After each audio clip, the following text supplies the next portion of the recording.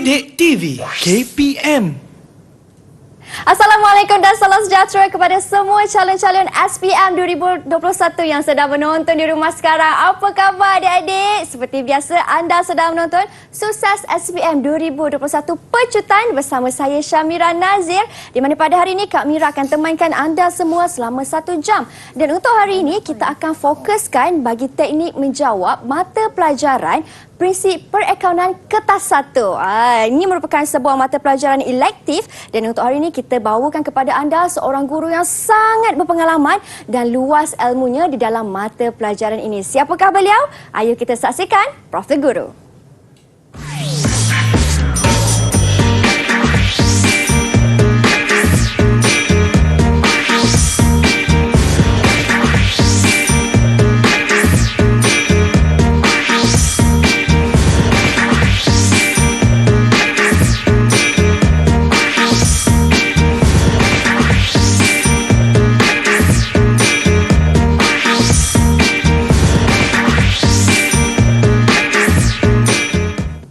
Baik, dan bersama dengan kita hari ini Cikgu Nuraini. Assalamualaikum Cikgu. Waalaikumsalam Mira. Apa khabar Cikgu? Selamat datang Cikgu. Alhamdulillah sihat. Mira sihat? Saya sihat Cikgu. Baik Cikgu, hari ini kita akan sama-sama belajar. Cikgu akan curahkan ilmu Cikgu kepada mereka yang sedang menonton sekarang ni, teknik menjawab bagi kertas 1 untuk prinsip perakaunan. Betul Cikgu? Betul Mira. Betul. Ini merupakan mata pelajaran elektif Cikgu ya? Ya, betul. Di bawah subjek TVET. Di bawah subjek TVET. Ya.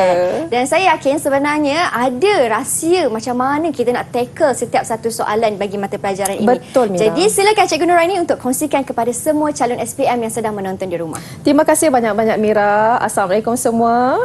Okey, kepada semua calon-calon SPM yang sedang menonton pada hari ini. Okey, hari ini cikgu akan fokuskan kepada kertas 1 sahaja. Alright. Okey, kita tengok dulu. Okey, kertas 1 seperti yang awak sudah maklum, item objektif aneka pilihan. Okey, dan awak perlu menjawab dalam masa 1 jam 15 minit. Okey. Kemudian soalan yang diuji seperti yang awak telah sedia maklum, 40 soalan objektif dan membawa markah 40 dan wajaran dia 20% Mira sebenarnya. Daripada 100% kertas 1 dia ambil 20% sahaja. Okey.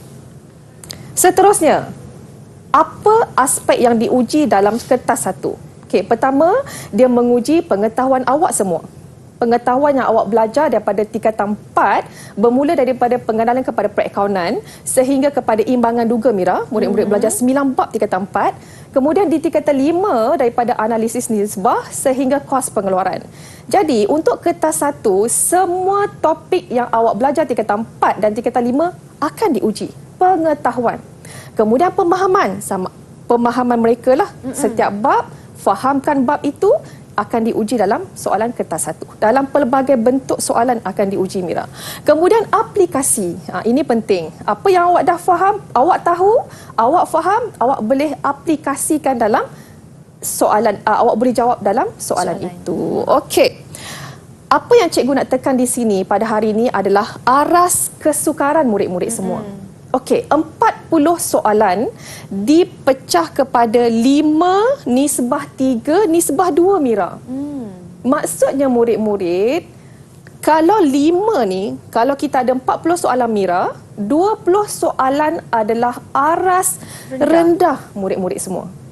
Jadi murid-murid kita boleh skor Mira sebenarnya sebab separuh daripada soalan itu adalah aras rendah. Okey, nisbah 3 dan nisbah 2. Nisbah 3 adalah soalan aras sederhana. Kalau kita kira-kira ni Mira dalam 12 soalan murid-murid. Tambah tolak macam tu kan. Aras tinggi 2. Nisbah 2. Maksudnya kalau kita kira di sini dalam lebih kurang 8 soalan aras tinggi murid-murid. Jadi di sini kertas 1 pegang betul-betul untuk awak dapat 40 markah. Kalau dapat betul 40-40 Mira, pandai bagus sangatlah Mira. Memang 20% dalam tangan. Ya, 20% dalam tangan. Sebab separuh daripada soalan ni ada aras rendah. Okey, nanti cikgu akan tunjukkan contoh aras rendah, soalan aras rendah, aras sederhana dan aras tinggi. Okey, seterusnya. Nak jawab kertas 1 ada dia punya guideline dia, ada dia punya tip lah. Tapi sebenarnya cikgu rasa awak dah tahu. Hari ini cikgu akan jelaskan sekali lagi cara tips ataupun tips untuk kita skor kertas 1. Yang pertama sekali murid-murid, seperti biasalah Mira, semua soalan, semua subjek mesti kena baca soalan dengan teliti. Betul. Baca soalan dengan teliti. Baca tu janganlah baca lambat-lambat sangat. Baca betul-betul. Satu persatu soalan daripada bermula sampai akhir tu dia nak apa. Kemudian nombor 2, faham kehendak soalan. Awak baca soalan, awak lihat soalan ni nak apa. Soalan ni uji apa. Soalan ni contoh dia bagi ledger. Tiba-tiba dia tanya imbangan duga. Oh, soalan ni dia suruh kita cari maklumat ledger untuk kita cari jawapan imbangan duga. Faham, lihat apa soalan nak. Okey, kalau boleh guna highlighter Mira sebenarnya murid-murid. Boleh conteng soalan tu. Garis, oh soalan nak macam ni. Okey. Kemudian pengiraan melibatkan rumus ataupun format mestilah betul. Okey, murid-murid prinsip perakaunan, awak belajar pelbagai format. Awak belajar pelbagai operasi, awak belajar pelbagai rumus. Jadi, bila awak nak kira, pastikan dah ada rumus dalam ni. Kalau satu soalan perlukan rumus ataupun formula ataupun format, conteng dia punya format tu atas kertas soalan. Jangan biarkan kertas soalan awak tu bersih Mira. Tak conteng apa-apa. Takut nak conteng. Conteng murid-murid kertas soalan tu. Okey. Kemudian seterusnya adalah buat pilihan jawapan tepat. Pilihan jawapan ada A, B, C, D. Ada 4 jawapan. Buat pilihan yang tepat. Sebab contoh katalah awak kena kira susut nilai. Dia suruh kira susut nilai atas kos. Ada jawapan untuk baki berkurangan. Memang ada. Mungkin ada. Kadang-kadang ada jawapan untuk penilaian semula. Mungkin ada. Jadi, pilihan jawapan tu buat pilihan yang tepat. Okey Mira, itu 4 tips untuk murid-murid menjawab dalam kertas 1 prinsip perakaunan. Okey, boleh semua? Boleh cikgu. Baik, itu sedikit penerangan ringkas tentang format untuk kertas 1 dalam mata pelajaran prinsip perakaunan dan juga tips bagaimana untuk kita banyak-banyakkan dapat markah secara maksimum. Kita berhenti berehat seketika kerana selepas ini macam cikgu kata, cikgu nak tunjukkan pula antara contoh-contoh soalan bagi aras rendah, aras sederhana dan aras tinggi. Jangan ke mana-mana, hanya di Sukses SPM 2021 Pecutan. Didik TV KPM. Baik, kembali kita dalam Sukses SPM 2021 Pecutan. Masih lagi bersama dengan guru cemerlang kita, Cikgu Noraini. Cikgu, tadi cikgu kata cikgu nak kongsikan soalan bagi aras kesukaran rendah. Silakan cikgu. Betul Mira. Okey, semua murid-murid, hari ini kita akan lihat dulu aras ataupun soalan ataupun item aras rendah. Okey, yang pertama kita lihat di sini. Semua contoh-contoh ini cikgu ambil daripada soalan peperiksaan 2018 dan 2019. Kalau di hadapan awak semua dah ada, awak boleh rujuk. Okey, murid-murid semua, yang pertama, ini adalah salah satu contoh aras rendah. Maklumat berikut menunjukkan ciri sebuah milikan perniagaan. Pengetahuan murid-murid. Ini yang awak belajar di bab 1 tingkatan 4. Milikan tunggal, kita ada perkongsian, kita ada syarikat dan juga kita ada koperasi. Murid-murid prinsip perakaunan memang dah kena tahu. Dalam ni kena ada. Kalau belum, rujuk balik. Masih ada masa Mira. Okey, ditubuhkan di bawah Akta Pendaftaran Perniagaan. Bila awak nampak Akta Pendaftaran Perniagaan ni 1956, dalam otak awak terus ingat ini adalah milikan tunggal. Okey, kalau perkongsian Akta 1961, kalau syarikat Akta Syarikat 1965, kalau koperasi 1993. So ada akta bab 1 itu pengetahuan murid-murid Mira. Okey, kemudian liability tidak terhad. Liability tidak terhad awak kena tahulah milikan tunggal dan juga perkongsian. Jadi pilihan jawapan di sini dia tanya yang menepati ciri-ciri. Awak boleh lihat di situ. Kalau awak nampak, awak boleh dapat jawapan di sini. A adalah peramu media berhad. Itu adalah syarikat. Tak menepati jawapan. Okey, cikgu pergi kepada B. Salon Kecantikan Salina. Mira, kalau ada nama Salina, itu adalah milikan tunggal. Betul. Seorang. Kan? Okey. Mira pun boleh. Okey, kemudian syarikat bersama Senyang Berhad. Ini adalah syarikat Sendirian Berhad. Klinik pergigian Amir dan Amira, nampak? Amir dan Amira adalah perkongsian. Baca soalan dengan betul, fahami kehendak soalan, pilih jawapan yang tepat. Jawapan dia adalah D. Salon Kecantikan Salina. Salah confidentnya saya cikgu. Salah. Pendaftaran perniagaan. Keyword dia kat situ murid-murid. Pendaftaran perniagaan adalah untuk milikan tunggal. Okey, murid-murid semua boleh. Okey, ini salah satu contoh aras rendah. Kemudian, padanan. Pilih padanan fungsi jurnal khas murid-murid. Bab 4, jurnal khas. Okey, jurnal khas kita ada 6. Jurnal jurnal khas kita ada 6. Kita ada jurnal belian, jurnal pulangan belian, jurnal jualan, jurnal pulangan jualan, jurnal penerimaan tunai, jurnal pembayaran tunai. Okey, ini asas awak kena tahu. Dia bagi jurnal, dia berikan jenis akaun yang terlibat. Jadi di sini awak kena baca satu persatu. Pertama, jurnal jualan merekod jualan barang niaga secara kredit. Merekod jualan barang niaga. Betul. Jurnal jualan kita rekod barang niaga secara kredit. Okey, kita baca lagi lah. Mana tahu awak macam, betul ke ni aku jawab A kan? Awak boleh pergi lagi pilihan B. Pulangan keluar. Jurnal pulangan keluar. Pulangan belian. Nama lain dia adalah pulangan belian. Merekod pulangan barang niaga daripada pembekal. Kita rekod pulangan barang niaga kepada pembekal. B dah salah. Okey. Conteng kertas soalan awak tu. Kemudian, pulangan masuk. Jurnal pulangan masuk adalah jurnal pulangan jualan. Okey. Merekod pulangan barang niaga kepada, nampak? Jurnal pulangan jualan ataupun jurnal pulangan masuk, kita rekod pulangan barang daripada pembeli ataupun pelanggan yang berhutang dengan kita. Jadi, B dengan C dah salah. Kemudian yang terakhir, jurnal penerimaan tunai. Merekod penerimaan barang niaga sahaja tak tepat tu. Penerimaan kita merekod semua penerimaan tunai. Kalau pembayaran kita rekod semua yang berkaitan dengan pembayaran tunai. Jadi barang niaga, dia spesifik barang niaga tu salah dah. Jadi jawapan di sini adalah B. Minta maaf, jawapan di sini adalah cikgu nampak B. Jawapan di sini adalah A. Terima kasih Mira. Jawapan di sini adalah A. Okey, buat pilihan yang tepat satu persatu. Kalau dah pangkah tu pangkah dah siap-siap, senang. Okey, murid-murid semua, boleh? Sambil kita ulang kaji, sambil recall balik apa yang awak dah belajar. InsyaAllah awak boleh ingat. Kalau awak lupa, awak pergi rujuk balik. Baca balik. Okey?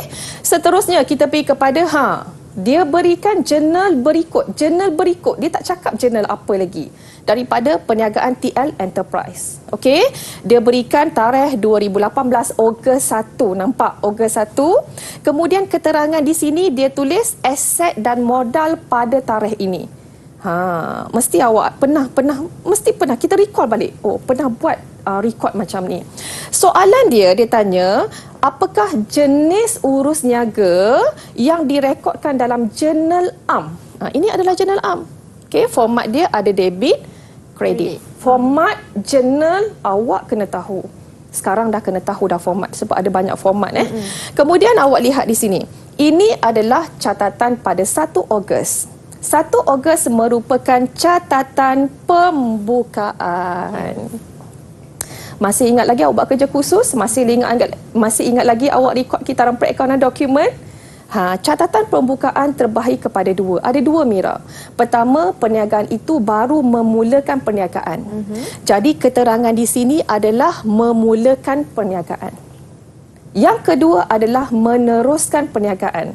So keterangan di sini seperti inilah, aset dan modal pada tarikh ini. Itu je. Ini adalah catatan pembukaan. Semua catatan pembukaan kita akan masukkan dalam jurnal am. Kemudian baru awak masuk dalam buku tunai, awak masuk dalam ledger. Boleh semua? Boleh, cikgu. Okey, boleh Mira? Kita teruskan lagi Mira. Pilih padanan yang betul. Murid-murid semua, bila soalan, highlightkan. Betul. Ada soalan dia nak pilih padanan yang salah. Mungkin ada kan.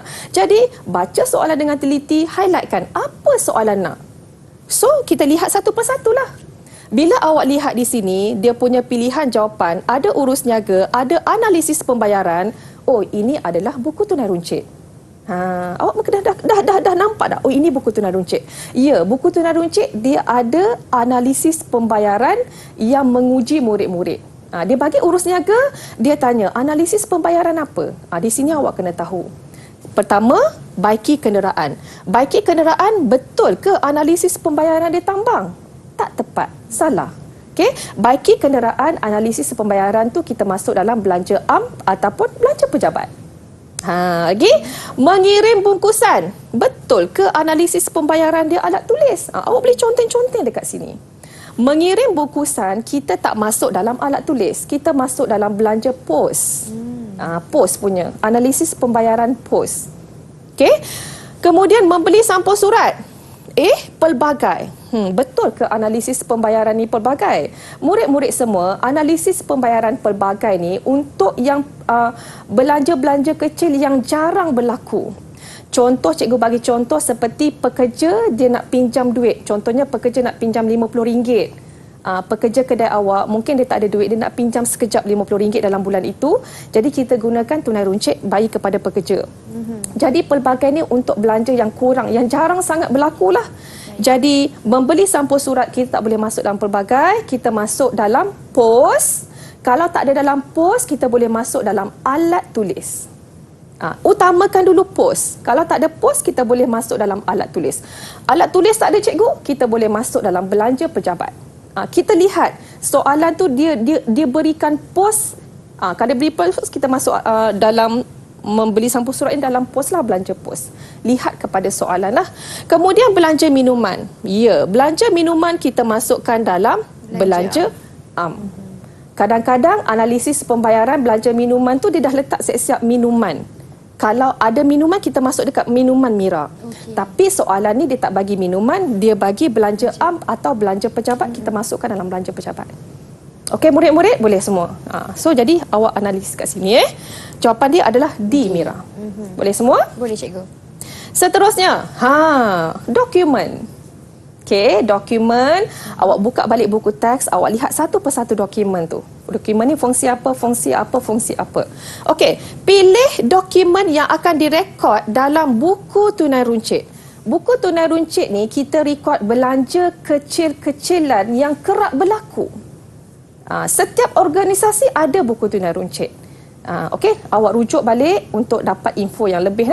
Okey, di sini dia beri pilihan jawapan A, B, C dan D. Satu persatu awak lihat. Okey, yang pertama memo. Awak lihat di sini memo. Memo pemilik membayar bil telefon peribadi dengan menggunakan wang perniagaan. Bayar bil telefon menggunakan wang perniagaan 250 tidak sesuai kita masukkan dalam buku tunai runcit sebab amount dia besar. Buku tunai runcit ni amount yang kecil-kecil, macam RM5, RM10.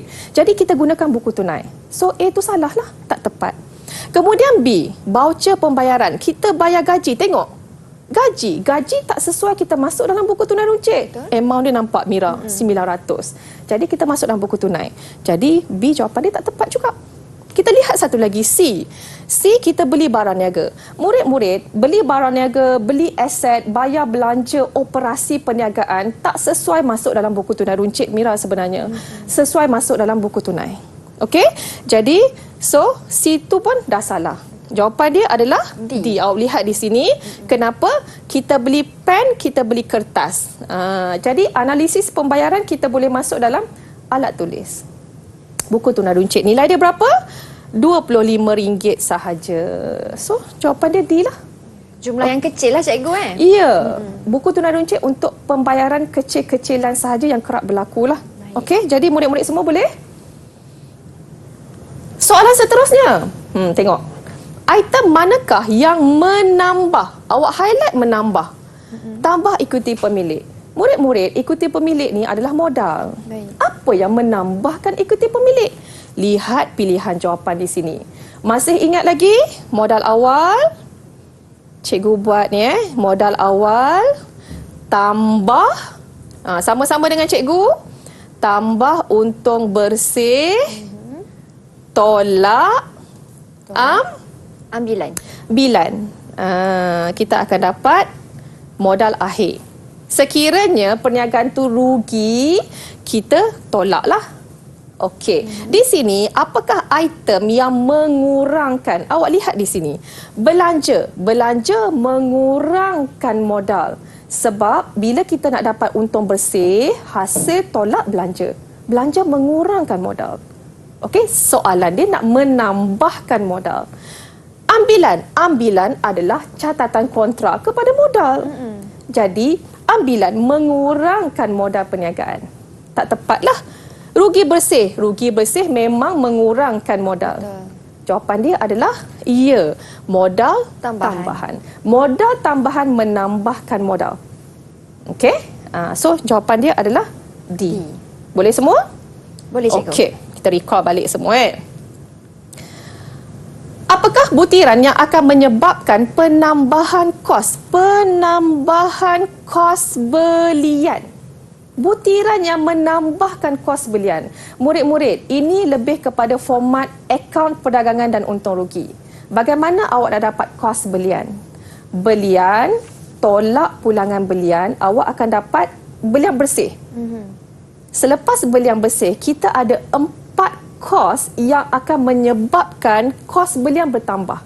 Apa murid-murid semua?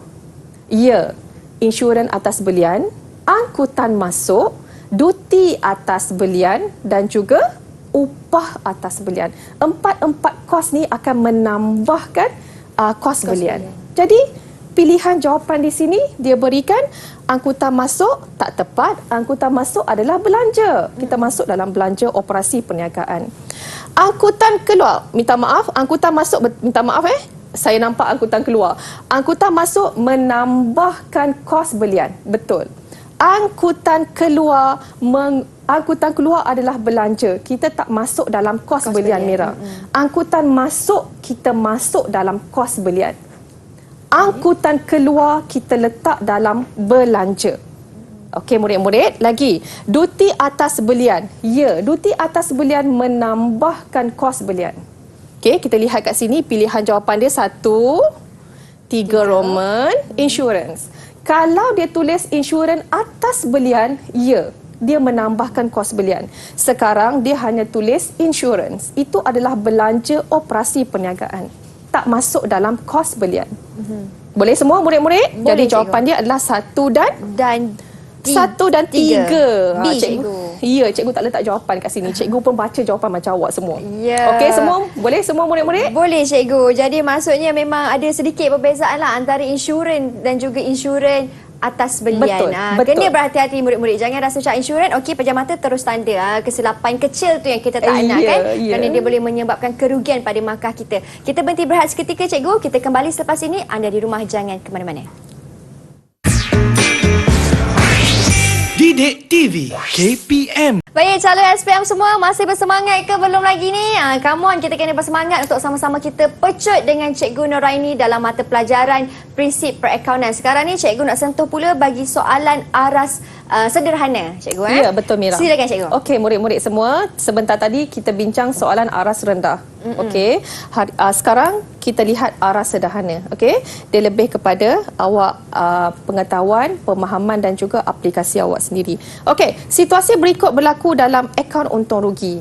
Ini popular lah akaun untung rugi ni. Tapi diberikan hint, belanja lebih daripada hasil. Murid-murid semua.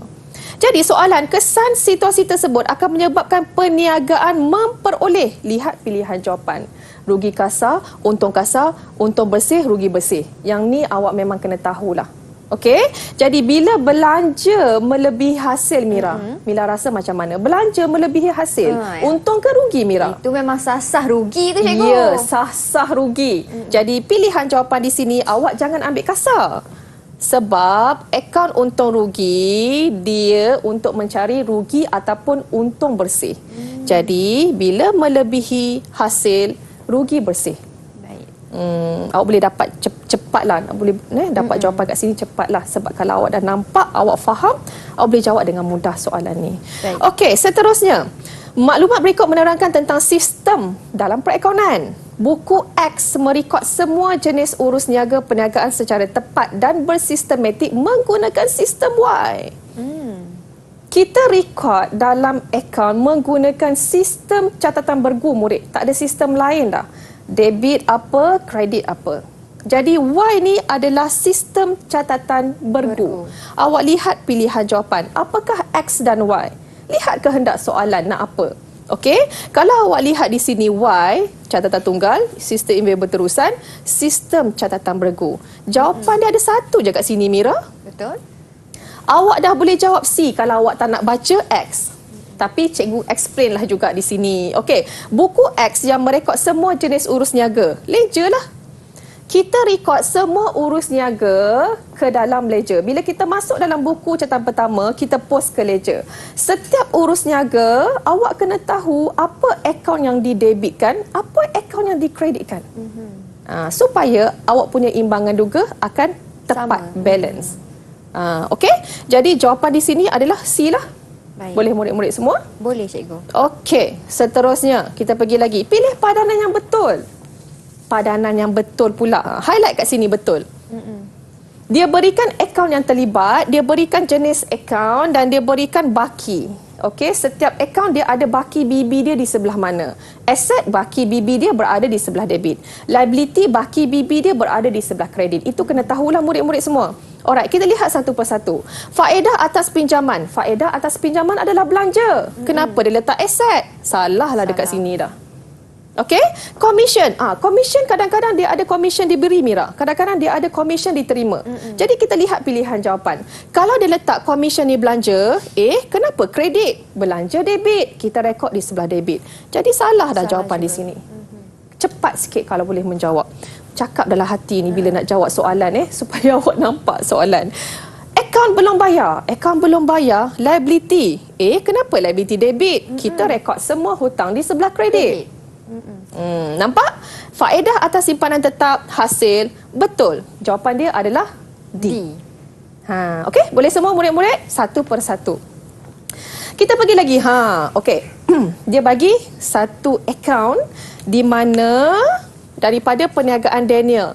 Dia bagi Y. Dalam hati cakap, mesti nak suruh kita cari Y ni. Ya. Apakah Y dalam imbangan duga? Nampak murid-murid? Dia bagi ledger. Tapi dia tanya imbangan duga. Apakah itu?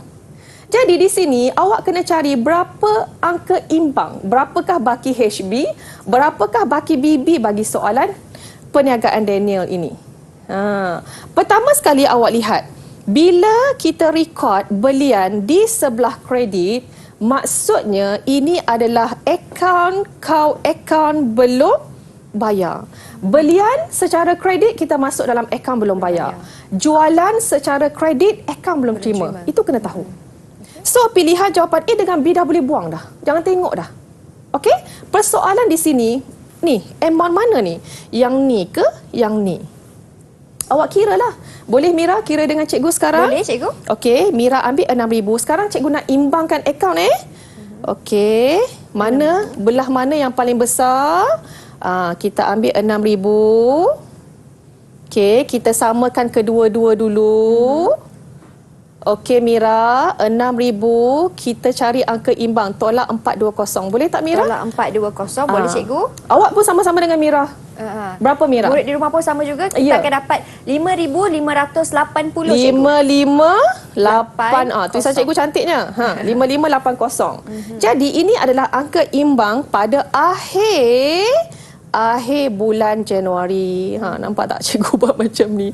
Baki HB. Baki HB kita bawa ke bulan Februari. Ni Januari Kita bawa ke bulan Februari, dia akan jadi baki BB iaitu 5,580. So dia berada di sebelah kredit. Nampak? Jawapan dia adalah D. Cepat dengan pantas awak boleh kira. Faham soalan tu nak apa? Boleh? Okey semua? Senang kalkulator yang mudah kan Mira kan? Dah dapat jawapan D. Okey murid-murid. Seterusnya kita pergi lagi. Kesilapan manakah yang tidak ketara dalam imbangan duga? Murid-murid, kita ulang kaji balik. Dalam imbangan duga ada dua kesilapan. Kesilapan ketara, kesilapan tidak ketara. Kesilapan ketara, imbangan duga tak balance. Dalam bahasa mudah Kesilapan tak ketara, imbangan duga tu balance tapi salah. Okey, jadi pilihan jawapan ni kena tahu satu persatu. Pertama, bayaran gaji 600 secara tunai hanya direkod dalam buku tunai. Imbangan duga tak akan balance sebab dia hanya rekod dalam buku tunai, kredit. Satu lagi debit tak ada. So ini adalah kesilapan ketara. Tak boleh pilih sebab dia tanya tidak ketara. Highlightkan soalan. Dia nak apa soalan tu? Kemudian diskaun diberi 70 telah direkodkan dalam akaun diskaun diterima. Diskaun diberi adalah belanja. Kita kena rekod di sebelah debit. Tiba-tiba dia masuk kredit. Nampak imbangan duga tak balance. Sepatutnya debit, dia masuk kredit. Tak balance. Okey? Jadi B adalah kesilapan ketara. Kemudian C, jualan secara kredit 255 telah direkodkan dengan 225 dalam akaun jualan. Okey? Dalam akaun belum terima, dia rekod 255. Tapi dalam akaun jualan ni, dia rekod 225. Tak balance. Jadi ini adalah kesilapan ketara. Akhir sekali B, belian alat tan pejabat 500 dengan cek. Okey, cek direkod di sebelah kredit. Belian itu direkod dalam akaun belian. Belian alatan pejabat. Alatan pejabat kita rekod di sebelah debit. Akaun belian pun kita rekod di sebelah debit. Betul. Imbangan duga awak tak akan dapat detect kesilapan ini sebab balance. Sebab awak salah, akaun tu salah, awak salah masuk di baki debit tu semuanya betul. Sebab alatan pejabat pun debit, belian pun debit, cuma awak salah masuk akaun. Sebab tu dia tak nampak sangat, tak ketara sangat kesilapan itu. Jadi jawapan dia D lah. Awak lupa kesilapan ketara dan kesilapan tak ketara, awak rujuk balik buku. Ulang kaji balik kesilapan ketara dan tak ketara ini. Okey, boleh murid-murid semua? Cikgu. Okey, kita teruskan lagi. Maklumat berikut berkaitan langkah-langkah pembubaran perkongsian dalam jurnal am. Ini langkah-langkah. Dia bagi pilihan jawapan. Dia suruh susun kan. Kalau langkah-langkah ni dia suruh susun. Jadi satu persatulah awak kena cari. Pertama, bila kita nak bubar sesuatu perniagaan perkongsian, kita kena tutup semua aset kecuali bank ataupun tunai. Masih ingat lagi step tu? Semua aset kita kena tutup, kita kena masuk dalam realisasi. Jadi, awak baca di sini, cikgu lihat pilihan pertama adalah 3 Roman. Nampak? Okay. So, awak cari yang mana yang pertama? Awak lihat pilihan jawapan. Ada tak 3 Roman, Mira? Ada cikgu. Terus jawapan dia? C. Tak payah pening-pening kan cikgu? Betul. Terus tanda je. Ya. Tapi kalau awak macam, tak yakinlah betul ke aku pilih ni kan? Baca satu persatu.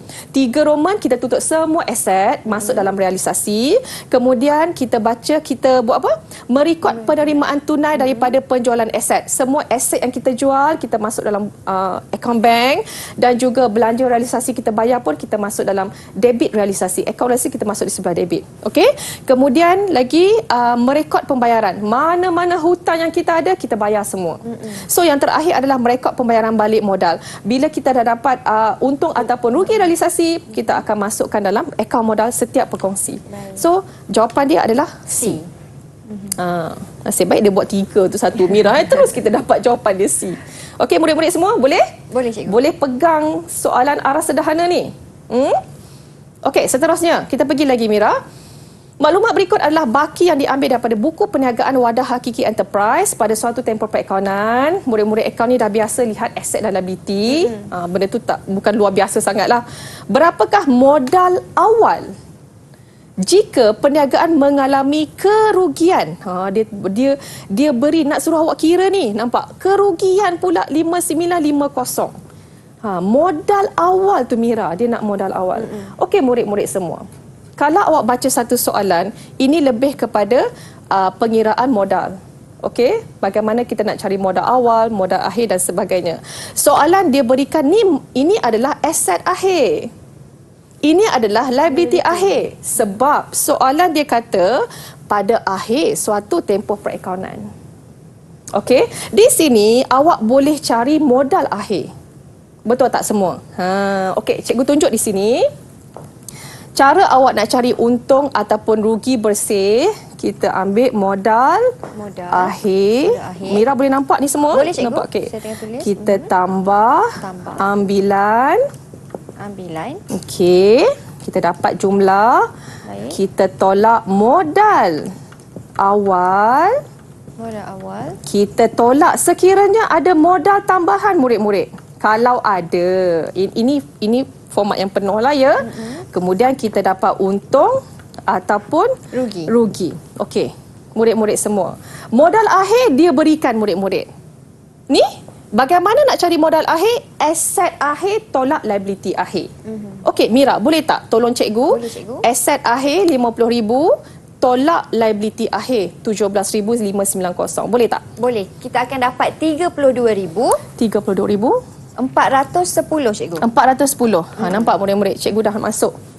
Ambilan ada tak dalam soalan ni? Tak ada. Tak adalah. Okey semua. Kemudian, dia tanya berapakah modal awal ni? Ini persoalan dia. Modal tambahan ada tak murid-murid? Tak ada. Tak payah nak susah-susah hati. Tak ada lah. Okey, untung ataupun rugi? Soalan dia bagi untung ke rugi murid-murid? Rugi cikgu. Rugi. Rugi berapa Mira? 5950. 5950. Boleh tak cikgu buat negatif macam tu? Murid-murid semua. Jadi, boleh tak dengan maklumat-maklumat yang ada ni, kita nak cari modal awal? Boleh tak semua? Boleh. Boleh Mira. Ini adalah simple matematik. Jadi, okey, boleh Mira? Tolong cikgu cari berapakah modal awal di sini? Okey, jadi saya kena Awak pun boleh tolong saya sama-sama. 3, 2, 4, 10. Saya kena tolak lah kan cikgu? Ya. Saya kena tolak 5950. Saya akan dapat 26460 cikgu. 26460. Okey, cikgu letak kat sini. 26460. Nampak? Okey, murid-murid semua boleh? Okey semua? Okey, macam ni Mira. Sebenarnya 5950 ni kalau kita tolak, nampak tak? Dia positif kan 5950. So 32410 ni okey, kita tolak dengan 5950. Kita tolak dengan 5950. Betul cikgu. 32410. Ya 32 410 32410. Lagi sekali cikgu, maafkan saya lagi sekali. Betul cikgu Ya, cuba kira Mira. Okey. 32410. Okey. Okey, di mana kita punya modal akhir, kita kena tolak cikgu, betul? Tambah Mira. Kita kena tambah 32410 tambah 5950 Mira. Okey, kita akan dapat 38360. 38360. Ya, sebab rugi kan cikgu. Ya, betul Mira. Okey, baik. Lebih kepada matematik murid-murid. Sekiranya di sini dia rugi, kita tambah. Kalau di sini dia untung, kita tolak untuk dapat modal awal murid-murid semua. Okey? So jawapan dia adalah apa dia? Jawapan dia ialah D cikgu. 36360. Okey semua, boleh? Boleh. Okey, seterusnya kita pergi lagi. Maklumat berikut diperolehi daripada buku perniagaan Encik Amin, seorang peruncit pada 31 Disember 2008. Dia berikan untung kasar, gaji, sewa, ambilan komisen diterima. Soalan dia, berapakah rugi? Rugi bersih lah. Banyak rugi soalan ni Mira. Jadi di sini untung kasar dah ada, awak cari hasil. Ada tak hasil dalam ni? Ada? Komisen diterima. Jadi untung kasar kita tambah dengan hasil. Baik. Okey, dah dapat dah satu komisen diterima. Kemudian tolak belanja. Ada tak belanja dekat sini? Ada. Ada Mira. Iaitu gaji, tolak, ambilan jangan. Ambilan ni dia macam saja letak kat sini nak mengganggu awak semua. Ambilan adalah catatan kontrak. Dia bukan hasil, dia bukan belanja. Jadi ambilan ni Mira, kita mana ambilan ni? 400 ni kita abaikan je Mira. Baik. Ada yang boleh kita abaikan, tak boleh masuk saja nak uji awak semua. Jadi boleh tak Mira? Sewa adalah belanja. Kita masuk sebagai, kita tolak. Untung kasar tambah hasil tolak belanja. Boleh tak Mira? Tolong Boleh, saya. cikgu. Betul ke rugi ni Mira? Betul rugi. Negatif cikgu jawapan saya. Negatif rugi. Berapa jawapan dia Mira? Jawapannya ialah C, RM900 kerugiannya. Okey, Mira kira sekali lagi 24500. 24500 Tambah hasil. Baik. Tolak gaji. Tolak gaji 18,000. Baik. Tolak sewa. Tolak sewa Ya. 7,200. Ya. Maka jawapan dia salah, nanti rugi markah, bukan rugi perniagaan je. Betul. Kira tu betul-betul murid-murid. Berapa Mira jawapan Jadi dia? jawapannya ialah kerugian sebanyak RM500. Ya murid-murid. Masa awak sedang kira, pastikan kira tu betul-betul. Ramai juga murid-murid saya Mira, kalkulator tu. Kadang-kadang cuai sikit lah. Masa nak tekan-tekan tu pastikan nombor tu betul. Kira betul, tambah tu, operasi tu kena betul lah. Ya. Okey murid-murid semua boleh? Boleh cikgu. Jadi Okey. kepada murid-murid di rumah, ingat pesan cikgu, tambah betul-betul, jangan lakukan kesilapan. Orang kata silly mistake lah cikgu. Ya, betul. Kesilapan yang kita Sayang tak ingin. kan? Sayang. Macam Sangat yang Mira sayang. telah lakukan sebentar tadi. Kesilapan yang ringkas, tak nak macam tu. Okey cikgu, kita berhenti berehat seketika. Selepas ini cikgu akan kongsikan pula bagi soalan beraras tinggi macam mana. Kita berhenti berehat, jangan ke mana-mana, kita kembali selepas ini. Didik TV KPM. Kembali kita dalam Sukses SPM 2021 pecutan. Kali ini kita nak masuk pula perbincangan bagi soalan beraras tinggi. Silakan cikgu. Okey, terima kasih Mira. Sekarang kita masuk soalan aras tinggi. Kalau sebut aras tinggi ni taklah tinggi sangat Mira. Jangan takutlah. Cikgu tunjuk bagaimana contoh aras tinggi. Okey, cikgu pilih soalan ni. Alright. Maklumat berikut diambil daripada Zaleha dan Aisyah Trading. Okey. Nampak ni awak terus ingat, oh ini adalah analisis nisbah tingkatan 5. Okey, dia berikan nisbah semasa Zaleha 2.5. Nisbah semasa aset semasa bahagi liability semasa. Dia nak lihat kemampuan perniagaan ini membayar hutang. Aisyah Trading RM1.5 nisbah 1. Maksudnya di sini Mira, Zaleha dia ada kekuatan RM2.50. Kita convert dalam bentuk RM untuk membayar RM1 liability. Aisyah ada RM1.80 untuk membayar RM1 liability. Itu tafsiran dia. Kemudian pulangan atas modal. Kita lihat Zaleha 25%. Pulangan atas modal Aisyah lebih tinggi. Nampak?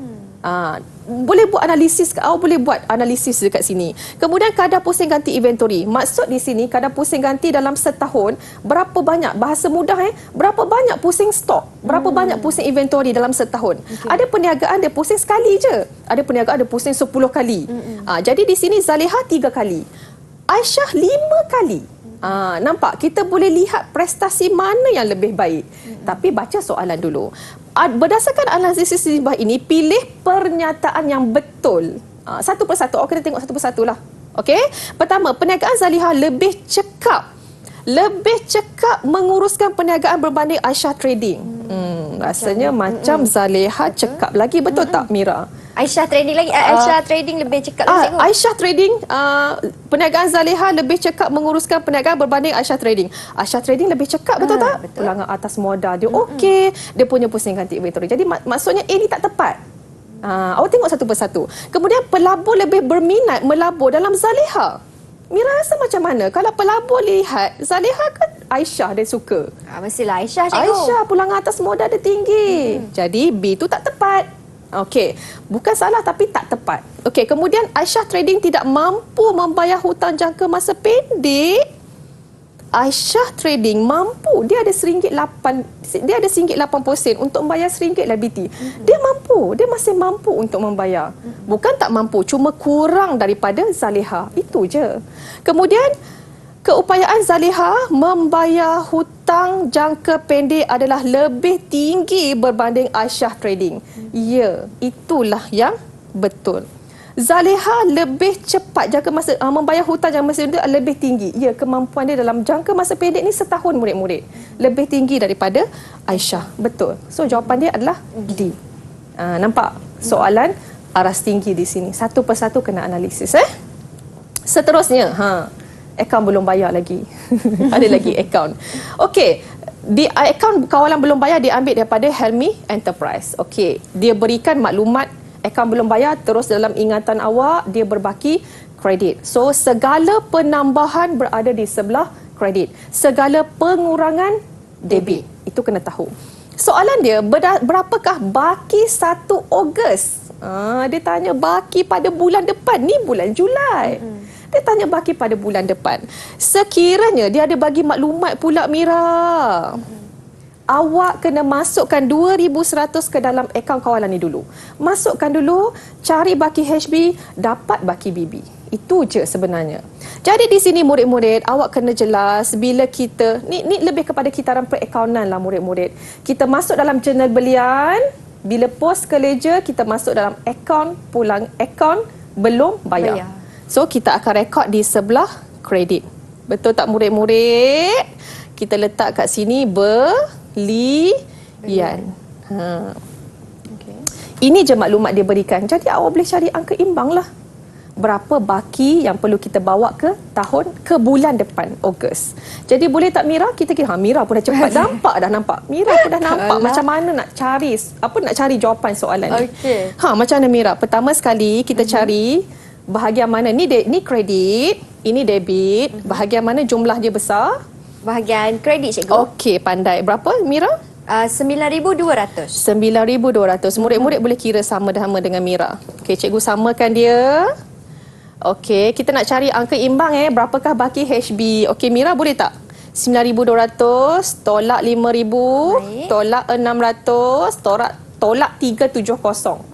Boleh cikgu, tolak 5,000, tolak 600, tolak 370. Kita akan dapat RM3,230. 3230. Ini adalah angka iman. Cikgu tulis kat sini lah ya. 3230. Cikgu boleh cikgu tulis kat sini baki HB? Ya. Kita berhutang, baki hutang kita 3,230. Jangan lupa murid-murid baki HB bawa ke baki BB. Itu jangan lupa. Cikgu bawa letak kat bawah ni baki BB kat sini. BB dia, HB dia debit, BB dia kita letak di sebelah kredit. Ini asas Mira dalam rekod. Ini adalah asas dalam rekod. Jadi soalan dia ada debit, ada kredit. Nampak? Dia berada di sebelah kredit. 3230. Mana sini? Jawapan dia adalah dadu. Kira betul-betul. Ada murid-murid ni Mira, dia kira tu dia nampak Mira, dia dah tahu. Tapi kadang-kadang 5,000 ni dia tekan 500. Itu sangat bahaya murid-murid. Tekan kalkulator tu, amount tu tekan dengan tepat. Sayang markah. Betul. Aras tinggi Okey. Alright, seterusnya kita pergi lagi. Kad inventory pula. Ingat lagi awak buat kerja khusus dulu. Kad inventory. Alright. Dia tanya, berapakah nilai inventory akhir? Murid-murid, sekiranya soalan diberikan setiap jenis inventory, cari setiap jenis inventory. Jangan jumlah baru cari yang paling rendah. Jangan macam tu. Tengok cikgu buat. Pertama, benang. Benang awak cari. Mira sama-sama dengan cikgu Cikgu. Kita ada benang awal. Benang awal. Kita beli lagi benang. Kita tambahlah ya Mira. Betul. Okey. Kita keluarkan benang. Tolak 80. Berapa 80. Mira? 90 cikgu. Benang. Cikgu tulis kat sini 90. Ini adalah benang. Okey, boleh faham ni murid-murid? 90 kotak Okey. Jarum pula. Boleh Mira? Boleh. Kita ada baki jarum 30. Murid-murid semua. Kita belilah, maksudnya kita beli tambah lagi 200 dan kita keluarkan 120 jarum. Berapa murid-murid semua? Berapa Mira? Murid-murid semua sama tak dengan Mira? Kita akan dapat 110 cikgu. 110. Ini adalah jarum. Ini dalam bentuk unit murid-murid. Kita nak dalam bentuk RM. Sekarang soalan dia bagi harga kos dan harga pasaran.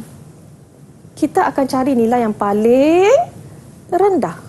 Pilihlah. Yang ni mana paling rendah ni Mira? 10 ke 35? 10 cikgu. 90 kotak darab dengan 90. Kita akan dapat darab dengan 10, kita akan dapat 900 cikgu. 900. Pandai Mira. Okey, jarum pula murid-murid. RM5 dengan 10. Mana yang paling rendah? Nilai yang paling rendah kita akan ambil untuk inventory akhir. Kita akan pilih RM5 cikgu. RM5 Mira, pandai. Jadi, berapa baki tadi? Kita 110 darab dengan 5. Berapa Mira? 550 cikgu. 550. Jadi murid-murid tambah sajalah. Tambah je. Calculation matematik yang mudah. Berapa murid-murid semua nilai inventory akhir? Kita akan dapat 1,450. Jawapan dia adalah mana jawapan B, ni? Jawapan cikgu. dia B. Dah dapat 1 markah murid-murid. Senang sangat. Okey, boleh semua? Boleh cikgu, baca sangat soalan dengan teliti. mudah. Amin. Terima kasih banyak-banyak Cikgu Nuraini atas perkongsian ilmu pada hari ini. Diharapkan memberi manfaat yang luas kepada semua calon SPM. Ingat cikgu pesan, jangan lakukan kesilapan yang kecil, rugi markah nanti. Terima kasih banyak-banyak cikgu. Terima kasih juga kepada semua. Kita jumpa lagi di episod akan datang hanya di Sukses SPM 2021 Pecutan. Assalamualaikum dan salam sejahtera.